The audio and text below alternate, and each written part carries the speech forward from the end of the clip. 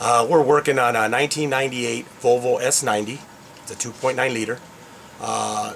97, 98 are the same. There's some 960s that are similar to this. They might be identical to them. And there might be a few other cars that are similar. What we're having a problem with here is the air conditioning is working fine, but once we start to accelerate, for some reason we lose all air up on top in the top vents. I'm not sure if that air is going to the bottom vents or it's just completely disappearing. It's hard to tell while you're driving unless you have two people in the car. And in this case it's myself, so I don't have another person to help me out here. So I took this into a AC shop to have them take a look at it.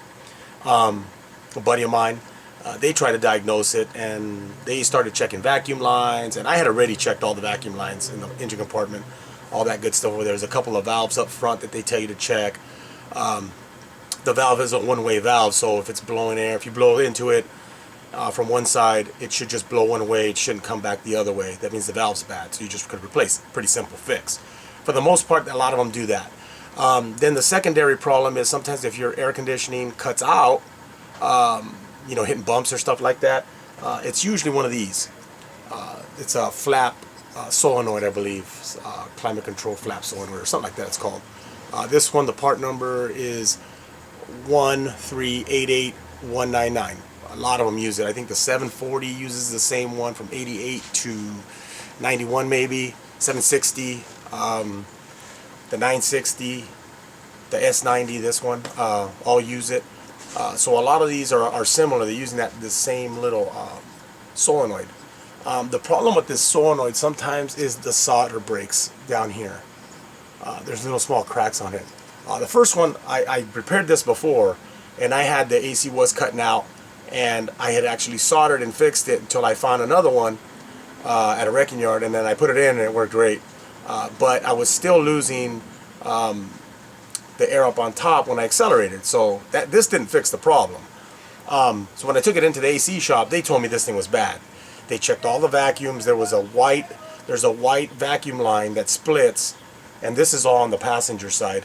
It splits, and he was saying that there was something wrong with it, or there was some kind of a sensor. Well, we looked at the diagrams. There was no sensor there. The only sensor this car has is actually over on the passenger side. Let's see if I can zoom over there. I can get you over there. In that corner over there, on the top, there's an actual alarm. There's an alarm LED. Okay, and behind that LED, if you look at it, there's an actual sensor. It's kind of weird. Let me grab one if I have an extra one. So this is the LED on this side. But if you look on that side, there's a sensor there. And I don't remember if this is called the interior climate sensor or ambient sensor, or there's something like that it's called. There's a sensor here. There's also one inside the dome light. There's a little hole there. There's one inside there. A lot of people say just spray some contact cleaner in there and that cleans that one too. Tried to clean that one out. I had not replaced this yet. But we're losing vacuum. I don't think this has anything to do with that, because this is not hooked up to any vacuum lines. It's not a complete repair. It's like a patch. I seen it online in a post somewhere, and I dug hard to find it. So I figured I'd make a video.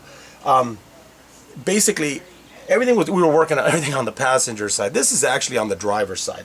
There's 3 bellows on this side, which I'll show you. There you go. There's all 3. And then there you see that little green plug over there? There's a sensor in there. It actually turns and comes out. You first unplug it and then you turn it and comes out. I cleaned it with some mass airflow cleaner sensor, contact cleaner, put it back in, tried to run it, still didn't do anything. Now the repair is this. Well, the patch is this. On this bellow right here that has a blue line. Let me see if I can focus in a little bit better here. Right there. You got one that has one here, has a blue connection, and then this other one, this one here, is supposed to have this yellow connection right here. Let me pull it out. Okay. There's the yellow one that goes in here. So what you do is you take that connection out and then you just basically plug it. I just put a little fuse on there, is what some guy said to do, and I did. To take this out, this is the only one. These other ones just, I guess they pop off somehow, I don't know. But this one here has like a little flap that you have to push down and then pull out, okay? So once I got it out, then I stuck a little, it's a round fuse in there. Just shoved it in as far as I can get it in there. And then I took it for a test drive. Okay. Once I put that fuse in there and I took it for a test drive, it seemed like I had a little bit more air coming out of the vents. I tried all the different vents, the defroster up on top, the feet on the bottom. I tried it on full blast, I tried it on automatic, and the AC worked good. I did not lose any air. I don't know what to tell you. It seemed to work, so I'm going to leave that like that. Hopefully this will help some of you out there. I've been trying to fix this problem for a while now. And like I said, it's not a complete fix, it's more of a patch. And when I went back to talk to my AC guy, he had said that he still thought it was that unit I showed you earlier. I don't know where it's at. Oh, here it is. He still thought it was this.